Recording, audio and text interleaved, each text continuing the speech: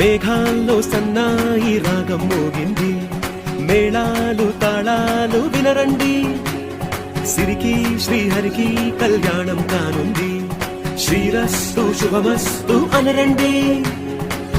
అచ్చు తెలుగింట్లో పెళ్లికి అర్థం చెప్పారంటూ, మెచ్చదగు ముచ్చట ఇది అని సాక్ష్యం చెబుతామంటూ, జనులంతా జై కొట్టేలా జరిపిస్తామండి. అందాల కుందనపు బొమ్మవని జత చేరుతున్న